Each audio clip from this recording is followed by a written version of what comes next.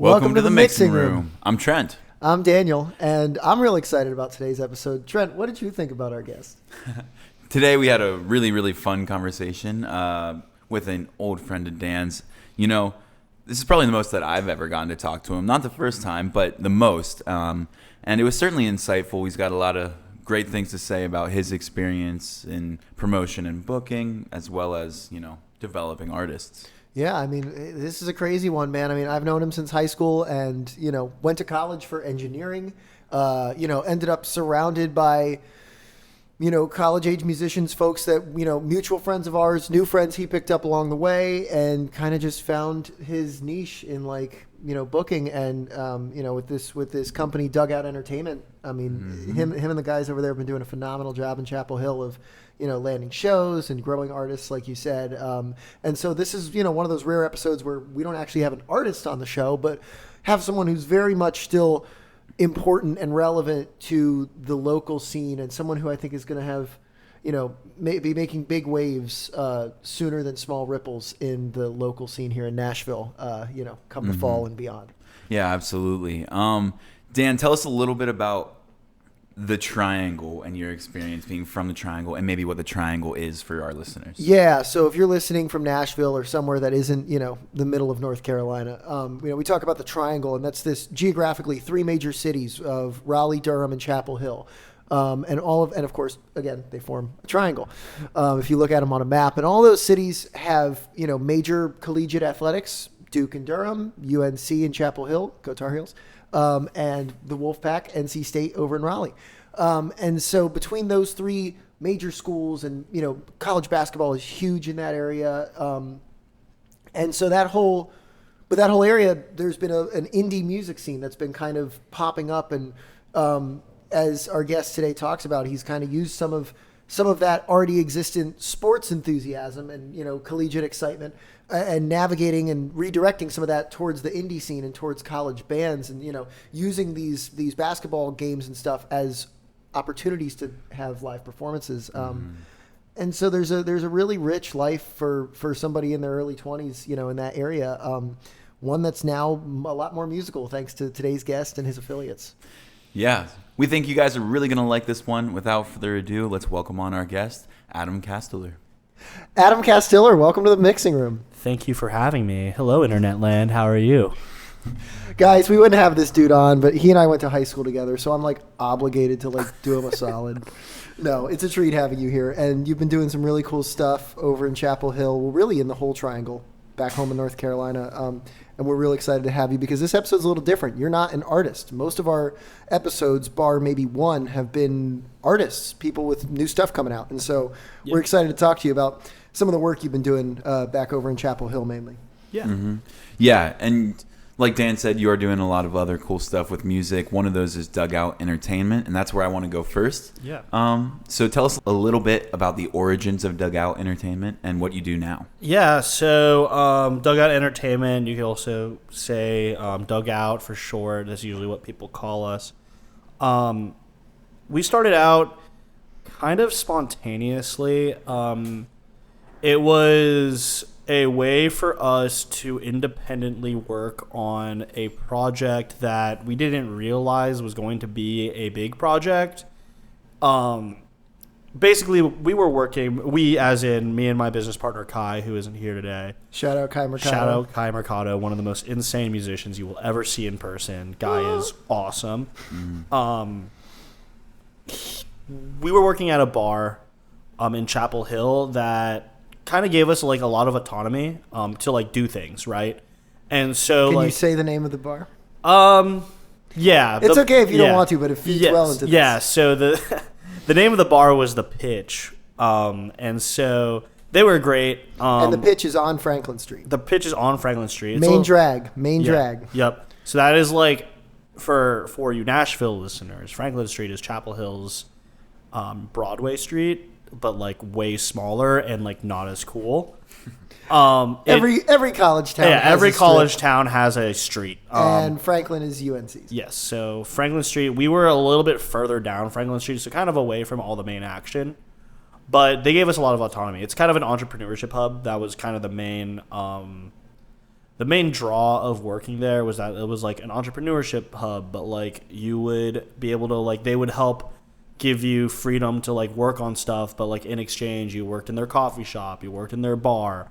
And then like eventually it just kind of turned into like you only work in their bar and like we don't really do a lot of other stuff. But I will say, to their credit, they let us host shows, and that was what eventually became Dugout, was hosting shows at the Pitch. And like that was like kind of the big start, but there's like other smaller pockets of origins and backgrounds. And like going back to Kai, he had a band called Restless Legs. Shout out Restless Legs.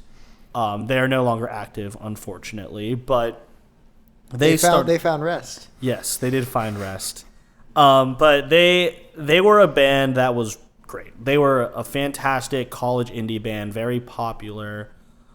They were UNC's like big band. Like that was, if anybody could make it big and like go anywhere and like maybe hit the road or like do anything, that was Restless Legs.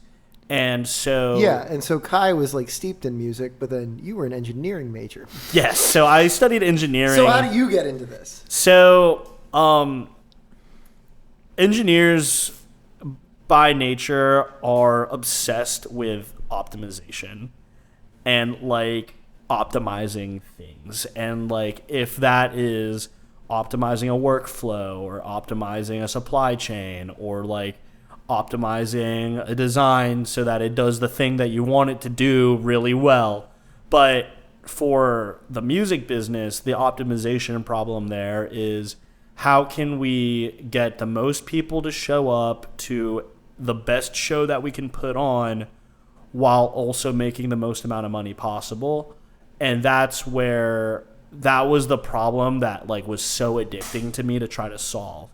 And because Kai was so like immersed in like we got to build our band, right? Dugout started kind of as an independent promoter to help promote Restless Legs in like a way that was like, if you want to see Restless Legs, your options were bars and frats, and not even like that many bars, because not a lot of bars on Franklin Street at the time supported live music. There was only one bar, and like the guy that runs the bookings there, shout out South End Entertainment, he's our good friend Henry, but Henry booked all those shows, and he has those shows booked out like 6 months to a year in advance. So if you weren't reached out to and you were like, you've got a He's Not show, you're not getting a He's Not show unless like something happens last minute. And so like Restless Legs needed a place to play shows, and for the beginning, before Dugout started, before we started working at the Pitch, that was in Kai's backyard, and that was like at his house. And they hosted an event called Indie Night, and so that was a showcase event for Restless Legs and like some of the other indie bands in Chapel Hill. Namely, it was the first few, I think, were Restless Legs, a band called Brawless, Jugs, Bread Bowl. I'm forgetting a few others. Luke Oliver, who was a singer-songwriter. But like there were like small artists and small bands. Restless Legs and Brawless and Jugs and Bread Bowl were probably like at the time the biggest. Those were like our big four bands. And so that was like, it was cool. You know, you have 300 people pulling up to your backyard, and it's like, it's very DIY. And like, these are like real musicians, you know, like these aren't like bros playing Sex on Fire covers. Like, you know, like these are like musicians with original music, or like the covers they do are like deeper cut. Like they're playing like music that they enjoy playing, and like not because like the bros like what they're playing, you know? So let's talk optimization for a sec then, because to play originals or to play deep cut covers in a scene that's used to not that and used to paying, you know, good money for not that. Yeah. How do you guys turn out an audience? How do you ensure that there's an audience for that? So there's a lot of factors that play into it. And like this is the data that we've been collecting over the past year and a few months. You know, we've started in March. So I would say like, but we had our first show in January of 24. So like we'll say like almost a year and a half of running shows. the data we've collected and the trends we've seen really come down to like the volume and the recognition of the bands that we have playing. And it's like not that, you know, you can't be like a brand new band and like you're not going to pull people in, because that's not the case. It's also the people in the band.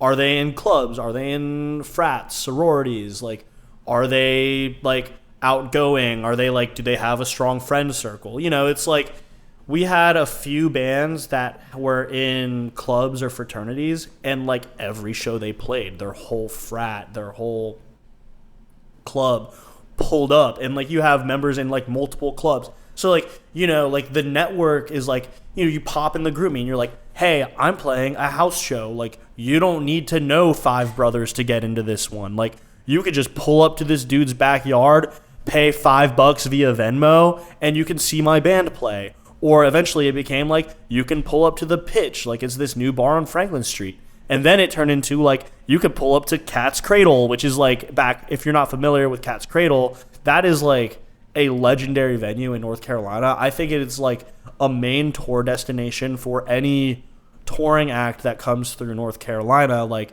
you play the Cradle, like you've played a very well-known and historic venue. We're talking John Mayer has played there, Nirvana has played there, The Dead have played there, Phish has played there. Like, these like massive bands that like have gone on tour have played Cat's Cradle, and now like we're booking shows at Cat's Cradle, so like that's cool. Yeah, I got to go a few months back now. I took a trip back to North Carolina for a week, and I got to go to see what you guys put on an indie night. Yeah, at Cat's that Cradle. was that was like technically a rivalry night. It was like, that was how we marketed the event. Right. And you had, was it Duke and Carolina bands? Yes, so it was bands from Duke and Carolina for like the rivalry, and like that's another thing. Like, going back to optimization is like, if the band recognition isn't there, you need something to market the event as. You know, so that was like rivalry night. You know, we have a 5-band bill because they were playing that weekend. Yes, basketball. so Carolina and Duke were playing literally 2 days later.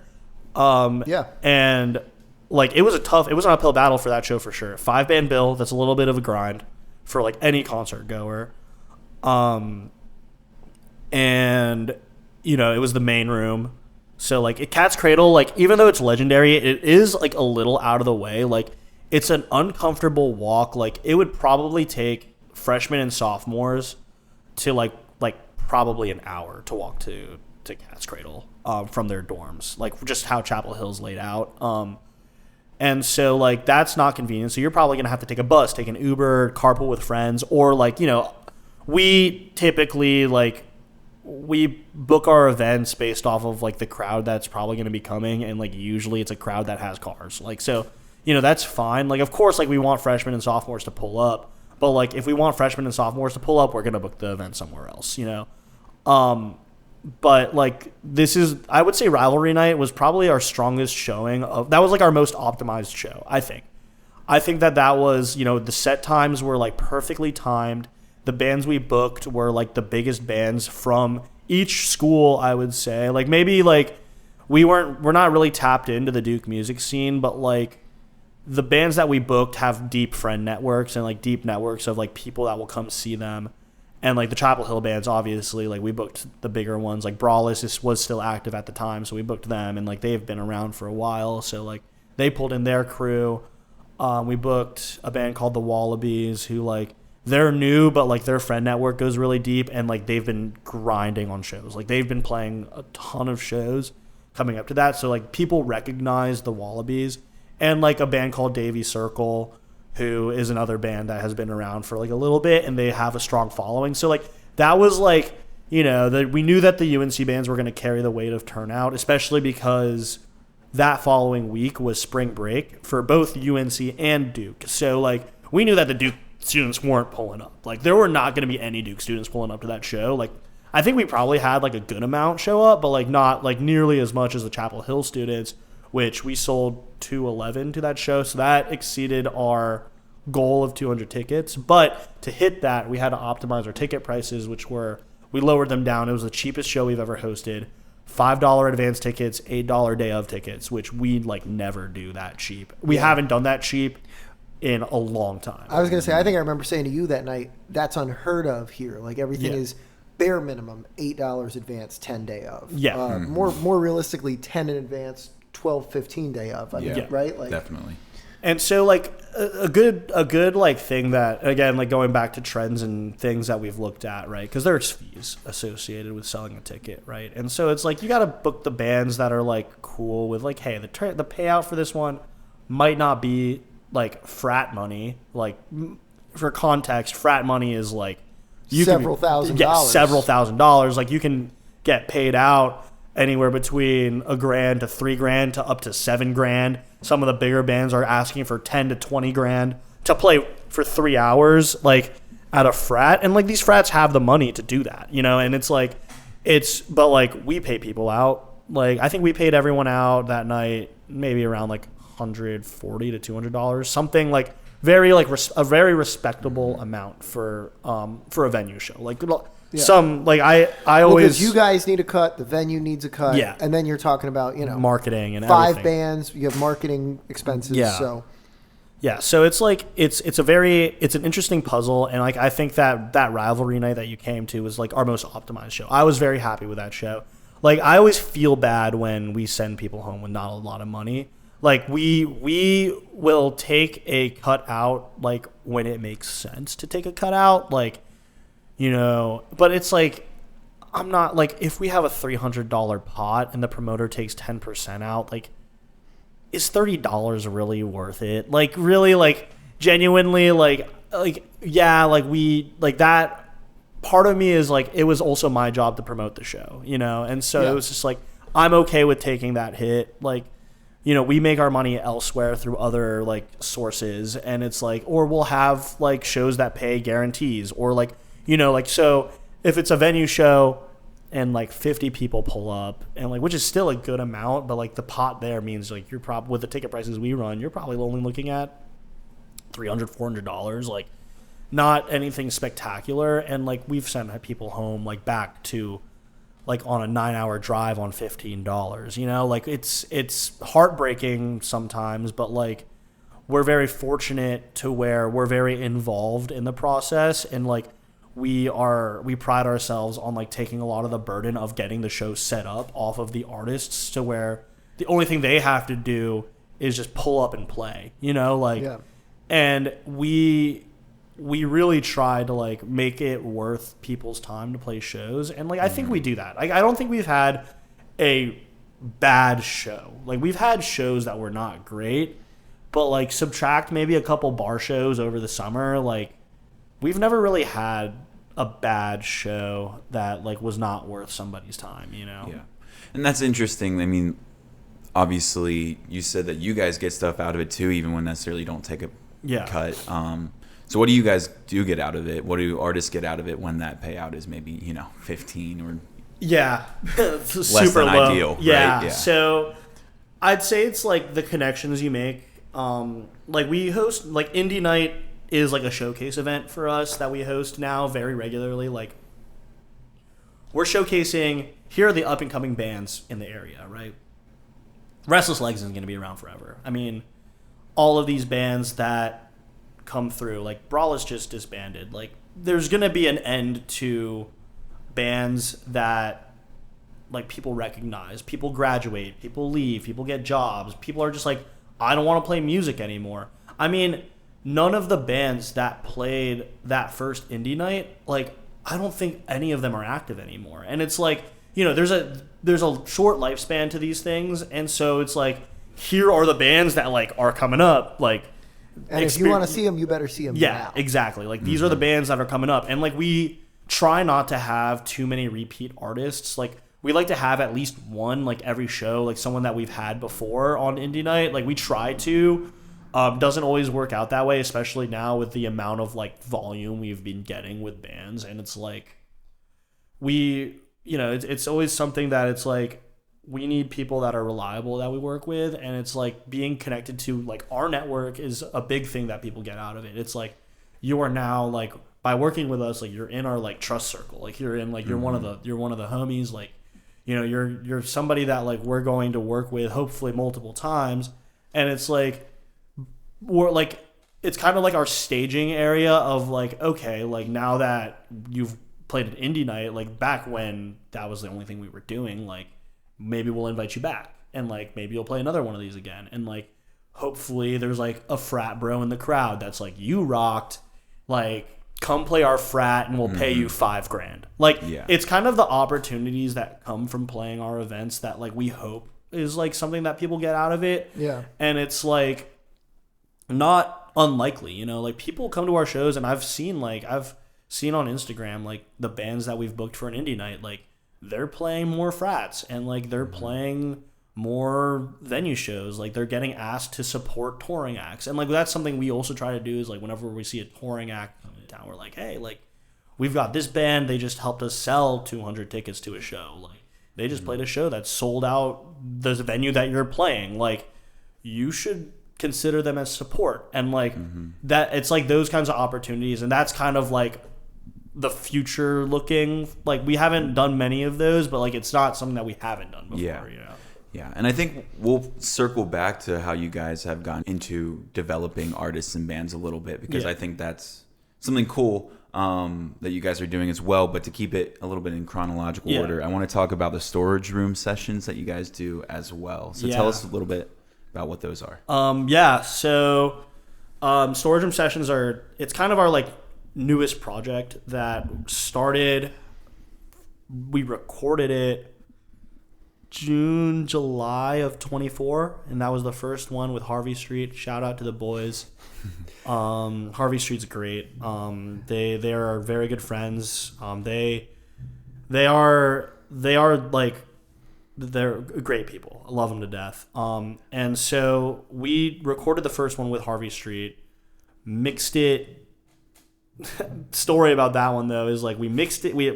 I didn't mix it. Kai mixed it. Throwing him under the bus. Yeah, Kai mixed it. And like lost all of the data on his computer. But like because I like listening back to the storage room sessions, like he sent me like a version of the mix that he had, and I like had it saved on my phone, thank God. But like he lost like everything, lost the whole project. And I was like, well, we've got to release it. Like Harvey Street didn't want to re-record it. They were happy with how like the current mix sounded. And like, so we just said, F it, like let's release it. And so we released the video on YouTube. And like to this day, I think it's our best performing storage room session. We released it on Spotify too, and like all streaming platforms. We released it on streaming platforms. It's our best performing one on that. And like it's one of my personal favorite ones that we've done, but like I love, like for every artist that we've worked with on a storage room session, like I've loved every single one, but like Harvey Street is it's probably like, I think it was one of the best ones we've ever put out, and it was the first one that we did, you know. And I think it's just because like that was the start of something that we saw a lot of potential in, and since then we've offered it to artists that we've worked with, and like we've invited friends on the show. It started with friends on the show, and like so the next couple were like friends that we had, and like friends that we've had play indie night, and like we're like, okay, like come on to the show, like play some of your original music, like we'll record it. It's like a live recording. The way we describe it is it's Audio Tree's format, Audio Tree Live, if you're familiar with that show, with Tiny Desk's vibe. And like something that Audio Tree has in like their description is like there's something special about a live recording that people like. And so it's like we capture their live sound. And I think just like the way that the storage room sessions have been sort of like settling out have been like people are really able to express like what, like you watch a storage room session, like that is what you're going to be getting when you see these people live. Like I would say, for example, we had a band called Deaf Andrews in, and like their storage room session set, like the energy that they brought, they were moving around the room, they were like dancing around, like that is the same energy that they bring to their live shows. We had Coastal Club, who you've been to. Yes, well, and that was that next day, right after that after rivalry night. Yeah. So, I mean, first of all, shout out to you guys for your work ethic. Yeah. Because to be putting on a show Thursday night and then Friday at 11 a.m., you're in the storage room, setting up and rolling cameras and everything. Yeah. With Coastal Club, who is a touring act. Yes. Right? Like, so you're now also leveling up and working with artists.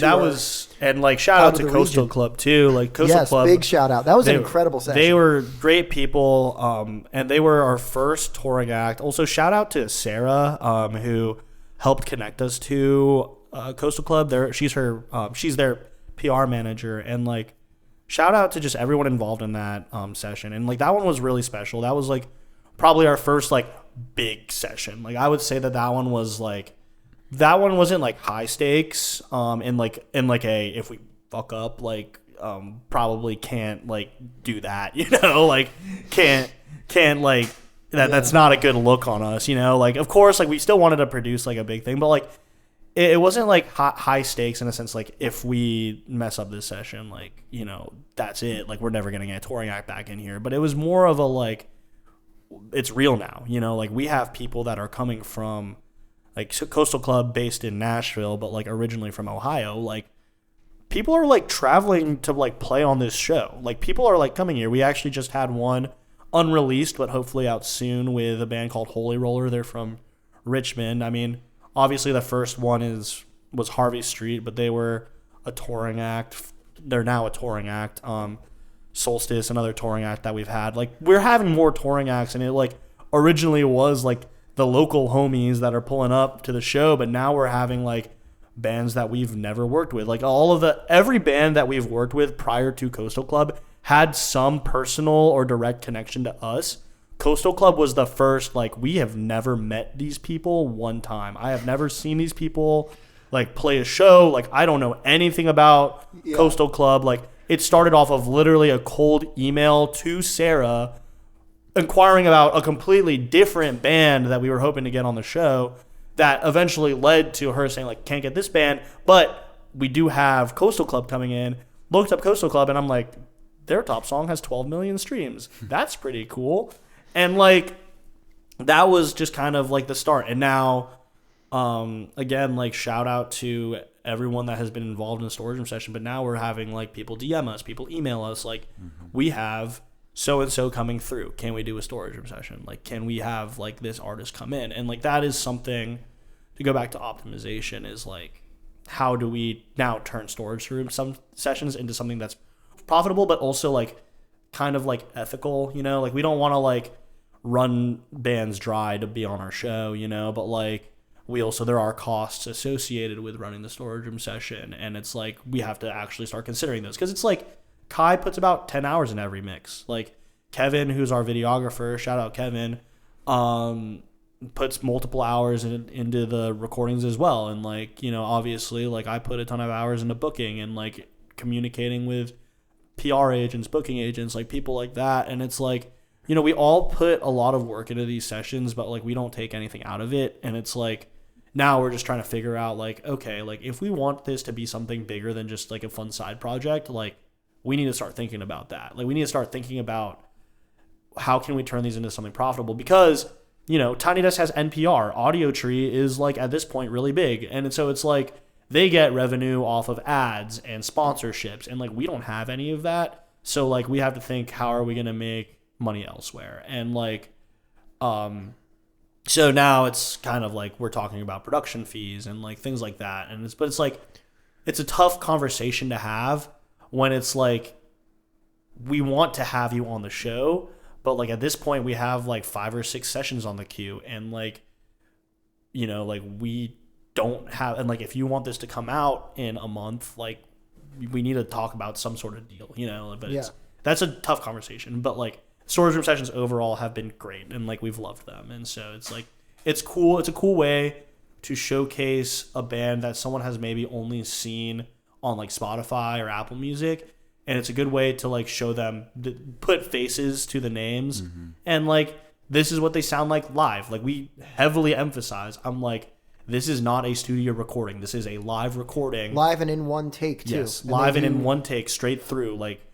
3-4 songs, right? Each one. Exactly. So play your 4 songs that you're really proud of, like go straight through, like, yeah, maybe we can do some magic like in post, but like we can't do like, you know, we're not going to auto tune you for the entire song. Like, you know, like we might be able to correct a note or two, but like we're not going to be able to retrack your guitar for the entire song, you know, because there's a video associated with it. People are going to notice if like we retract your guitar. Like we've had to do some magic in the past, and like I'm like, thank God we have like amazing audio engineers and videographers, because like we're able to pull it off. But like it's definitely a grind when we have to do that, so we would prefer to not have to do that. Yeah. Well, so there's Kai doing mixing for that. Yeah. He's also involved in booking for Dugout too, like for like live shows. So the way that it works is that like, and we've had meetings about this too, and like the settlement has been like I handle bookings and promotion for the live shows and the storage sessions. Yes. And then so I've like managed social media just because I'm chronically online and I'm always on my phone, so it's like that's how we settled it. Yeah. It was like, I mean, I think it's obvious which one of us is doing the short form. Yeah, exactly. And so like I manage the social media, and I handle the bookings, and I like write the emails, and then, you know, in exchange, because I said like Kai and Kevin put multiple hours into these. Like the last thing that I want them to have to do is like write emails and book shows. And it's like, so like at this point, like what it's come down to is like I'm the one that books shows, and like I go to the events, and like, you know, I handle the money, and like I do all of that in exchange for Kai and Kevin like handling the whole production side. I'm like, just pull up like to the session, like we just need to make sure it's recorded, and then like mix it down, edit the video, like that. It's like I can't do that. Like I know that I can't do that as well as you guys can. So like I will handle like this side of the thing that I'm really comfortable with. Yeah. And so I mean that takes an incredible time management and work ethic. Yeah. And you guys seem to have a good model going, but if Yeah. we can tease it ever so slightly, it kind of seems like you may have plans to expand in the future. So what do the next steps for Dugout look like in a world of optimization? Yeah, so and we a very have, limited but hardworking staff. We have essentially outgrown the triangle a little bit. Not in the sense of like, you know, like we're not going to book shows. Like we're not booking like no more shows in the triangle. Like we're going to still book shows in the triangle. And like I love North Carolina. Like the like outside of Dugout, like I will be moving to Nashville for like other career things outside of like music, but like personal career goals that I have, aka grad school. But like I'll be moving to Nashville for that. And so it will be tough. Like it'll be tough, but like when you look at it realistically, like what is the bulk of work I do? Like writing emails, like on the computer, manage social media on my phone. Like the only thing I won't be able to do anymore is show up in person to events, show up in person to storage room sessions, like show up and like be the guy, you know, like I can't be like the face anymore, like, which I'm okay with, because it's like we have grown to the size that like some of our other peers in the space have become. Like we have other booking agent friends, and like we have other manager friends, and it's like they don't show up to every show. Like we have friends that manage bands, and like they've never seen them live. Like, you know, it's like it's things like that. Like we have like we pride ourselves on like being at everything, but like now we understand that like that's just not feasible. Like we got our start by like being like, we're the ones that are going to be there for you. Like we're going to show up, we're going to have phone calls, like we're going to check in, like we're going to like be like present for you. And like now it's going to be obviously like I'm a 9-hour drive away from home. So like I can't come to every show. And now like this has happened a lot. Like some nights we're hosting a show at Cat's Cradle. In the meantime, we're also hosting a show in Raleigh, and like we're also hosting a show at like, we're also like co-promoting a house show somewhere, and like we have a bar show going on. Like these are things that are like going to be happening next year. Like even if I was in town, I have to pick one show to go to, and it's like, so I'm trying to figure out like how I can still have that personal connection with the bands that we work with, And, like, you know, sending text messages constantly and, like, being in group chats and having phone calls and checking in is, like, always good. But, like, there really is a benefit of, like, being there in person. Like, and that's going to be a tough thing to, like, overcome. But, like, I trust my team back home. Like, I trust Kai, I trust Kevin.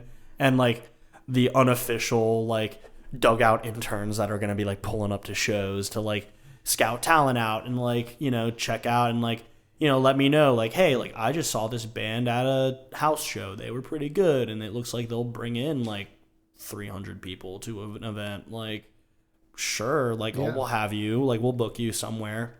Could we ever expect to see Nashville storage room sessions or Nashville live bookings? Yeah, so that is an interesting question. The answer is yes, but I don't know how it's going to happen. Obviously, like, I'm going to need my Nashville Kai. I'm going to need my Nashville Kevin. And, like, it's going to be tough to, like, find that. And, like, with, you know, like, everybody in Dugout works for free. Like, and that's just kind of, like, the reality of it. Like, finding people that really buy into what we're doing is going to be a really hard thing to do with, like, the sense that I'm going in and I'm, like, just meeting people for the first time, you know? And it's like, I don't know videographers out here. I don't know audio engineers out here. And it's like, the ones that I do know are probably going to be expecting money. And it's, again, that goes back to, like, well, if we're going to do a live recording, like, now we're going to have to ask bands to pay money because, like, we've had, like, costs. Like, we have production, like, actual, like, we've got to pay people costs. Like, at first it was fun because it was like that the storage room sessions were a way for Kai to build his portfolio. It was a way for Kevin to build his portfolio. But now it's like Kai's working 10 hours a week on these mixes on top of having a part-time job.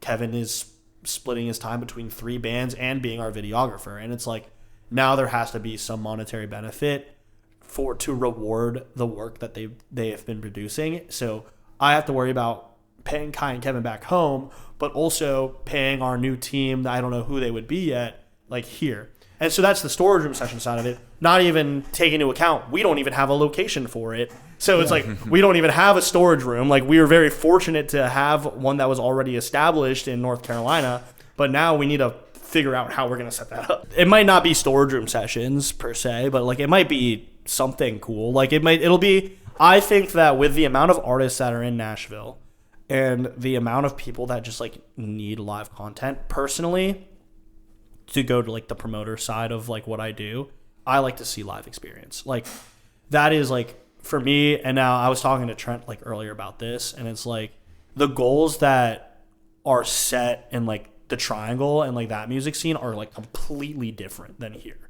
And it's like, not that, like, people here don't want to play live shows, but, like, something I've noticed a lot of is, like, people are really pushing streams, and, like, because it's hard to get a show here. It's a competitive market, and it's an oversaturated market. Absolutely. In North Carolina, that's not the case. Like, our music scene isn't, like, it's not as competitive. It's competitive, but, like, it's not, like, super competitive, and it's not, like, as oversaturated. So it's like, you know, sometimes we're, like, struggling to fill a bill, and sometimes, like, we're getting turned down from venues, and we're like, yo, like, we just had this band play, like, 3 times in the past month. Like, we cannot have them again, you know? And it's like, and it's interesting, you know, like, because I want to be able to do, like, live recordings here, and I think that would be a really cool project. And, like, the live show project, like, Indie Night is probably not going to be happening in Nashville. And, like, I think that if anything, what we're going to be doing is, like, hey, I have an artist that I just had on a storage room session recently from Nashville. They seemed cool, and they have a lot of friends. Like, let's book them a headliner show at, like, Nashville's Cat's Cradle backroom equivalent, or, like, our, like, pitch equivalent, or, like, you know, like the smaller 200 cap, maybe even less than that venues. And, like, we'll book you. I've got a band from North Carolina. Like, they're on fall break right now. Like, come on over. Like, you can sleep on my floor, and, like, we'll book you a show. Like, it'll be a good time. And it's like, that is what I envision the Nashville live shows to be, is just, like, not as frequent as, like, what we're running back home in North Carolina, but, like, you know, we're starting from ground zero here, and it's like, we started out at hosting a show a month, or, like, we started out at, like, Indie Night the original ones in Kai's backyard were like at the start of the semester and at the end of the semester. There were 2 a year, or like 2 a semester. And then after that, it turned into like every month with like different bands playing. And so it was like, and now it's like we're hosting one in Chapel Hill and we're hosting one in Raleigh like every month. So we're hosting 2 a month now. And like eventually it's turning, like next semester it's going to be like weekly bar shows and then like bi-weekly or weekly venue shows if we can like support that. And it's like that growth is something that like I'm really looking forward to. It's like something that is like now we're hosting shows and like I'm able to book shows like and not necessarily have to be there, but like the people that I trust will be there. And like it's a big trust thing, especially like with a music scene like in the Triangle, everybody knows each other. I'm sure you're from the Triangle, and this isn't like just a music industry thing. Like this is a like personal, like you piss off one barista at a coffee shop, like you're not welcome at like any of the other coffee shops in the area. Like within like a 10-mile radius, like you're not allowed anywhere. Like it's genuinely that tight knit. So it's like there's a lot of trust that goes into like what we do, and it's like having people that I trust play shows is like, you know, I don't want to piss off one venue and then like I can't book at other venues that we haven't worked with yet. You know, that's why I'm very grateful that like our first few Cat's Cradle shows went really well, because now like that Cat's Cradle is a venue that some of the other like Cat's Cradle sized venues in the Triangle really trust. Like if I'm able to say we helped promote a show and we've sold out the Cat's Cradle back room 3-4 times, like that's great. We booked a main room show and sold 200 tickets, which is like their minimum. Like you need to prove to us that you're going to sell 200 tickets. Like like that kind of, like we're able to like say that we've done that now, and like that has been a big help for like getting shows off the ground. Yeah. It's pretty cool to see the growth that you guys have experienced already with each kind of project that you add on to what Dugout is. Yeah. And I think we will both be watching anticipantly as you guys continue to grow into Nashville and stuff. Yeah, absolutely. Yeah. We have a mixing room tradition here where we ask our guests what kind of music they're listening to at the moment. So. Man, it's like all college indie. It's like no surprise. No, like literally top 5 Spotify artists last year. I think my favorite was like my number 1 was like Mount Joy. Top song was Pool House by the Backseat Lovers. And then like, so my top artists were like Mount Joy, Backseat Lovers, and I think it was like, my top artist of the year was actually Harvey Street, which is like, that was my number 1 artist of the year. He is such an ass kiss. These are like our personal friends. Yeah. So Harvey Street was actually like my number 1 artist, followed up by Mount Joy, then Backseat Lovers, and then I think like the Stews, which is like a band that Harvey Street plays with all the time, but like I've seen them and they're great people. And then Satellite Dog, who was like another band of like personal friends. And then like top 5 songs were like it was like Silver Lining, or it was Pool House by the Backseat Lovers, my number 1 song, followed by like Silver Lining, and then like 2 Harvey Street songs, and like I think like one of Satellite Dog's songs. It was just like so funny. Like I respect your consistency. Yeah. But like recently, a lot of I've been like really big into jam bands, but that's mostly because like I'm trying to learn guitar personally. It's like I've been to so many shows and like I want to be able to do that one day. And so it's like I've kind of found my like way to learn how to play the guitar through jam bands. And so it's like I'll turn on like a Goose show or like a Dead show, and like I'll try to find the key and like actually like learn how to play the guitar, and like not like look up the chords and just like strum the chords along. Like I'm actually trying to like learn how to play solos and things. And so it's like I'm not good. Like I'm not good at all, but it's been fun. Like that's why like jam bands have been my like main thing, because it's like their songs are like 20 minutes long. So it's like if I mess up, like it's like I've got like 18 more minutes to go. Like with this song's a grind. So like we're trying to jam through it. And so it's like, and I feel like I can solo over it and like fit into what's being played. So that's like what I've been listening to. Yeah. Yeah. College indie and jam bands. Yeah. Checks out. We already got a pretty full episode here, but there's one more thing I wanted to ask you that I was going to sneak it in earlier and I forgot. But you've seen a lot of acts develop. You guys have helped with that. If you had like one or two things you would say to a band that is trying to get off the ground, what would they be? Play shows and release music. Genuinely, usually I'm just like, again, shout out to the Harvey Street guys. I usually just point to them and I'm just like, this is a band that like started in a music scene that was non-existent. Literally, Raleigh, when Harvey Street started, had no music scene. It was like... Well, they're coming out of COVID, too. Yeah, they're coming out of COVID. Basically a blank slate. And so there were 3 bands that were like Harvey Street tier. Shout out to Harvey Street by George, Late Notice, right? They were like the pioneers of like, we call it back home the house show scene. So these are like DIY backyard shows at NC State, which like I never really got to experience being a UNC student. But like Harvey Street started out, and they released, like I won't speak too much for them, but like from what I've observed, they released, Irish Goodbye and Betty, which are like still like 2 of their biggest songs that they have out. And like those were just kind of like produced in like a bedroom and like maybe or like a small studio and like not anything near to like the tier of what is being produced in Nashville and like at Belmont. Like it's not like anywhere near comparable, but like they released music, they played their music, and they played a ton of shows. Like we're talking like frat shows every weekend, bar shows every weekend. Like they're playing frequent shows and they're sneaking their original music in there.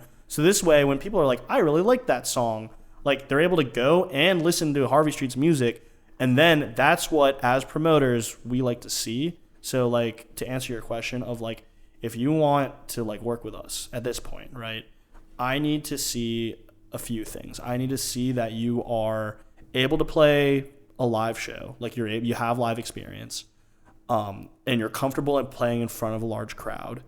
And that you have a solid, doesn't have to be like amazing ticket history. Like if you can like confidently bring in 25 of the homies, like easy, like that's perfect. But like I need you to like be like able to pull in 25 to 50 of the homies and like make sure that like those homies aren't overlapping with like what the other bands are bringing in. Right. And so play shows, release music, and like show that you have live experience, show that you have original music to play, and show that like you can bring people in. Because like as much as I want to be able to pull in like the bros, like the bro cover band that like it's gotten to a point to it's like, could I really book the bro cover band at Cat's Cradle? Like that's a very difficult sell to, and it's like it's not disrespectful to the venue, but it's like, like they don't want to hear a cover band. Like they want to hear people play original music. Like people are coming to Indie Night to hear original music at this point, Yeah. Mm-hmm. And so like release music that you're proud of. Promote that music. If only you had a platform to do that on. Shout out Mixing Room. And like, yeah, promote that music. Instagram ads are awesome too. Like, if you're playing a venue show and you need to sell tickets, put like $25 on an Instagram ad and like a 50-mile radius around the venue. Awesome way to sell tickets. Like a $25 investment into an Instagram ad, like targeted, like people that go to your school that like live music that are like aged like 18 to 30. That's literally what like our Instagram ad filters are literally like aged 18 to 30, like a 50-mile radius around the venue. Fans of UNC, Duke, NC State that also like live music and like in college bands and indie music, and like that I think has helped. Just like the reason why I do that, I say that is because the best way to get people, this is an original quote, this is from the Poorhouse, which is like Raleigh's like Cat's Cradle or like a smaller 150 cap venue in Raleigh. They're like, the best way to promote and market a show is to like constantly hit people over the head with that your show is happening. And so they have a street team that puts the like posters out everywhere in the triangle. Like you'll see Poorhouse posters in Chapel Hill.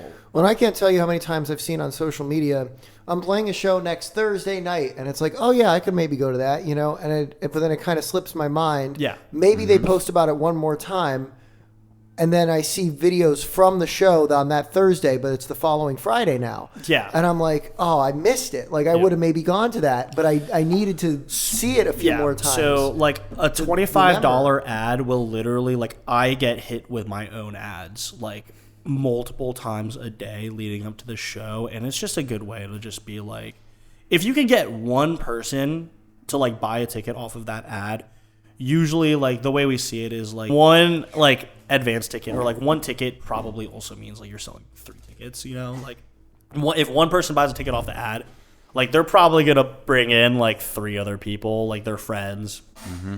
Like, unless you're weird like me, you don't really go to concerts by yourself. And that's only something that I recently started doing is, like, going to concerts by myself because it's, like, now I just have so many friends that are busy all the time and, like, I'm addicted to going to concerts. So it's, like, I just go to them by myself now. But, like, it's you have to, like, promote yourself and, like, but also show that you have experience playing live because we've had many instances in the past where it's like you might have a strong following on, like, streams and, like, social media, but, like, we make our money based off of how many tickets get sold at this show.